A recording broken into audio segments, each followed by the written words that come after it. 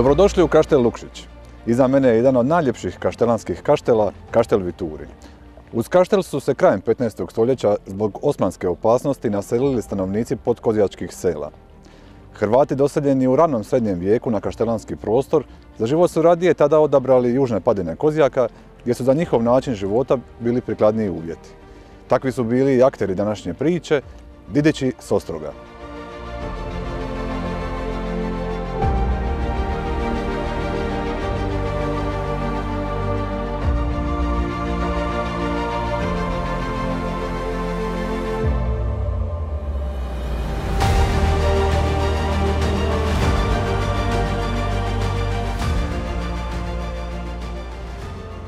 Nalazimo se na južnim padinama Kozjaka, na položaju srednjovjekovnog sela Ostrog i prapovijesne gradine Ostrog. U blizini se nalazi niz arheoloških lokaliteta poput crkve Svetog Ivana na Birnju, gdje se nalazi velika prapovijesna gradina, Svetog Jure od Raduna i Svetog Nikole od Podmorja. Sa istočne strane nalazi se crkva Svetog Mihovila u Lažanima i sve su to lokaliteti koji okružuju Ostrog. Kao prirodna prepreka koja je razdvajala obalni prostor okolice Kaštelanskog zaljeva od zaleđa, Kozjak je otežavao komunikaciju između onih koji su živjeli u more od onih koji su nastanjivali prostor Zagore iza brda. Dužina brda iznosi oko 15 km u smjeru istok-zapad. Na istočnom kraju ispod impozantne Markezine grede nalazi se utvrda Klis uz kliški prijevoj, a prema zapadu brdo nema jasnog završetka, odnosno ovdje se na Kozjak nadovezuje brdo Opor s vrhom Crni krug. Ono što vizuru Kozjaka čini prepoznatljivom u odnosu prema drugim brdima u okolici je dugačka južna litica ili greda kako je lokalni stanovnici nazivaju. Za razliku od južne, sjeverne su padine dosta blaže s nizom manjih kupastih uzvišenja i krških vrtača. Najviši vrh Debelić, ili kako ga neki nazivaju Runjava glavica, nalazi se iznad Kaštel Gomilice na nadmorskoj visini od 778 metara. Iako je danas teško predočiti način života na Kozjaku u prošlosti, postojanje brojnih arheoloških nalazišta daje naslutiti da se ovdje odvijao intenzivan život od prapovijesti do novog vijeka. U blizini Ostroga nalazi se Biranj, kozjački vrh koji vizualno dominira zapadnim dijelom Kozjaka.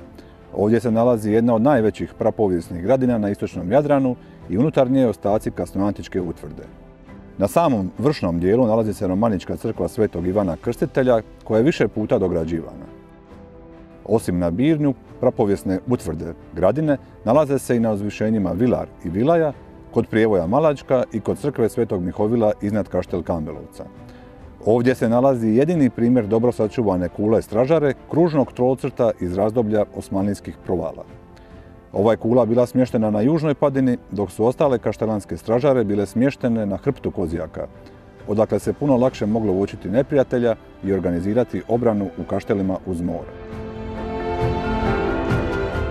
Ostrogu najbliža Lukšićka stražara nalazila se na položaju Kaštelice iznad Ostroga. Stražare su često smještene uz pješačke puteve preko Kozjaka, a trasa jednoga koji je vodio prema Birnju i zaleđu prolazila je neposredno uz Ostrog s istočne strane uzvišenja. Danas se taj put rijetko koristi, a za pristup lokalitetu najčešće se koriste protupožarni putevi koji su većim dijelom prohodni za motorna vozila. Među prapovijesnim kozjačkim gradinama Ostrog zauzima važno mjesto. Iako se po branjenoj površini i vidljivom ostacima bedema ne može uspoređivati s obližnjom gradinom na Birnju, istraživanjima je utvrđeno postojanje bogatih slojeva iz brončanog doba. Istražen je dio ispune bedema na istočnom rubu utvrđenog naselja. Glavninu nalaza čine ulomci keramičkih posuda. Uz keramičko posuđe pronađena je veća količina životinjskih kostiju i kućnog lijepa s otiscima pruća. Za sada je moguće samo okvirno datirati gradinu u brončano doba, no nije isključeno da je korištena i u željeznom dobu, na što upućuju pojedini nalazi na terasama u zapadnom dijelu lokaliteta. Moje ime je Mija Mandarić, studentica sam 5. godine arheologije Odjela za arheologiju Sveučilišta u Zadru. Tu se nalazim sa svojim kolegama Antonijom Kovač, Miroslavom Klarićem, Gabrijelom Vrdoljak, Martinom Bažokom i Lukom Bogdanićem koji radi na Odjelu za arheologiju kao dokumentarist crtač.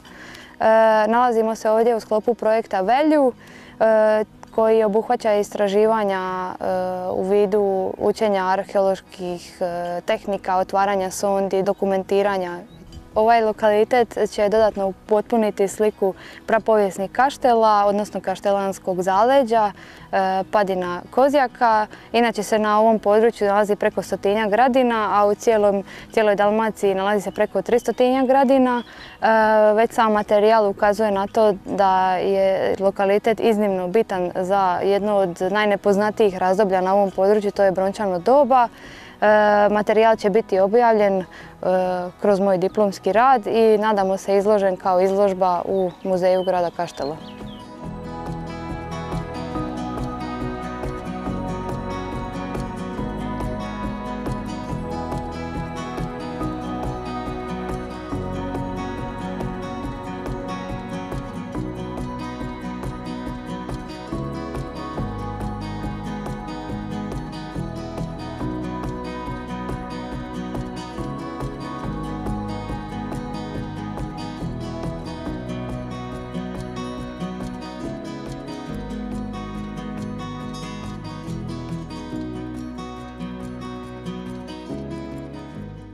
Arheološkim istraživanjima na Gradeni ostrog pronađeno je mnoštvo prapovijesne keramike.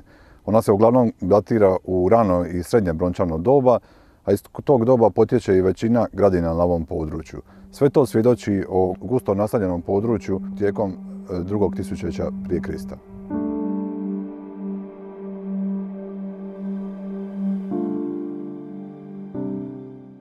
U 812. godine Ahenskim mirom Bizantsko i Franačko carstvo podijelili su suverenitet nad istočnim Jadranom i njegovim zaleđem. Gradovi Split i Trogir pripali su Bizantu, dok je antička Salona skupa sa većinom svog agera pripala Franačkom carstvu. Pod Franačkim carstvom ovdje se obrazuje jedna mlada kneževina, Hrvatska kneževina, čiji su vladari, čija je dinastija dobila taj netom spomenuti prostor kao izravno svoje vlasništvo, kao svoj vlastiti posjed. Na tome vlastitom posjedu nalaze se kmetovi koji obrađuju te zemlje, međutim tih kmetova nema upravo na ovome ovdje području. Vladarska dinastija Trpimirovića, a potom i Arpadovići koji će ih naslijediti, često poklanjaju zbog savezništva sa Splitom i Trogirom zemljišta na tome prostoru spomenutim gradovima.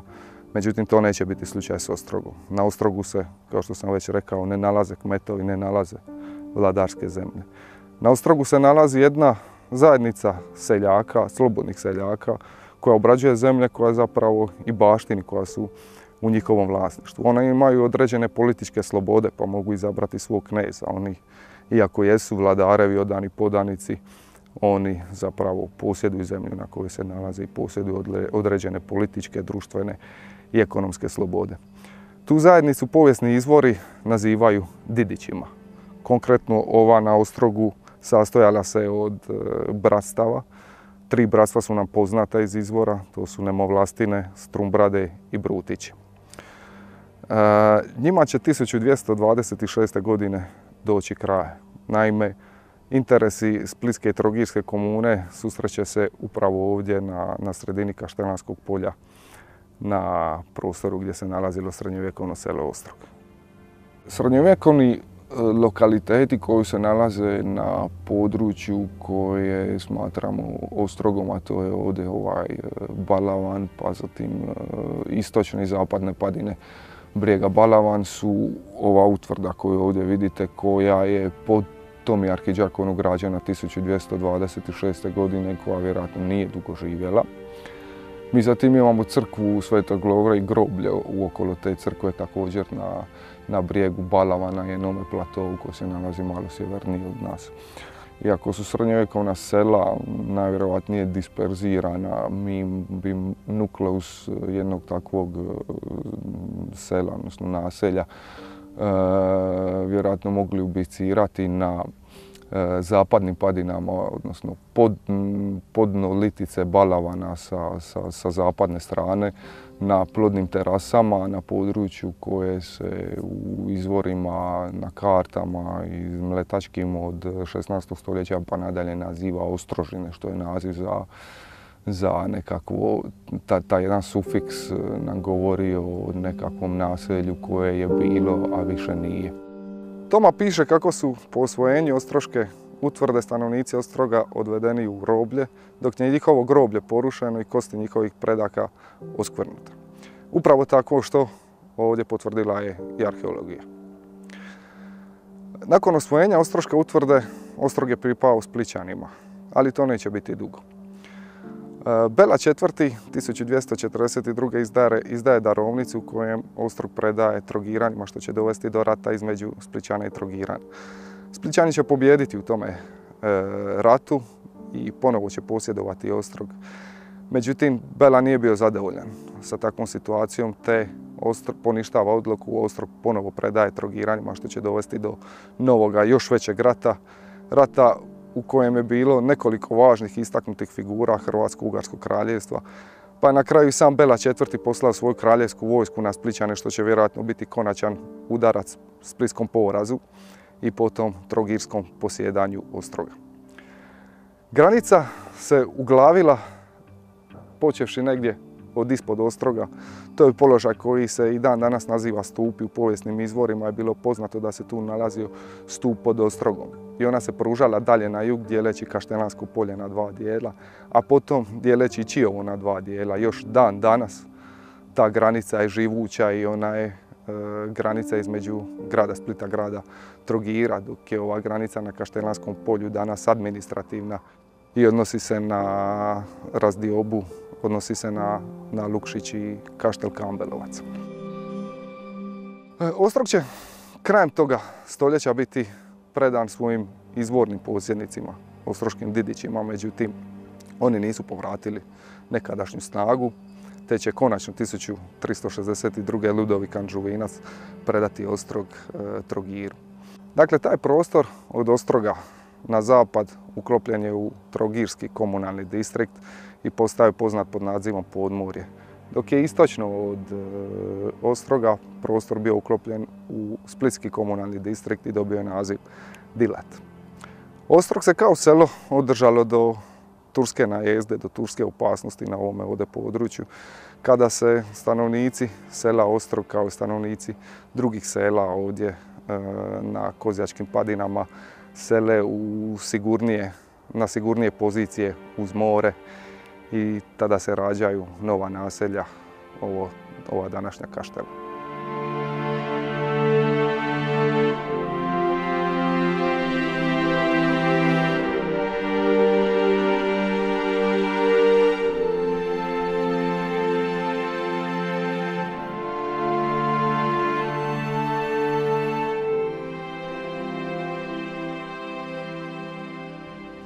Cijelo područje Ostroga u budućnosti će se urediti kao arheološki park, gdje će se osim u bogatoj kulturnoj baštini moći uživati u svježem zraku, prirodi i predivnom pogledu na zaljev. Tome će pridonijeti i realizacija EU projekta Velju, u kojem je grad Kaštela s muzejom partner.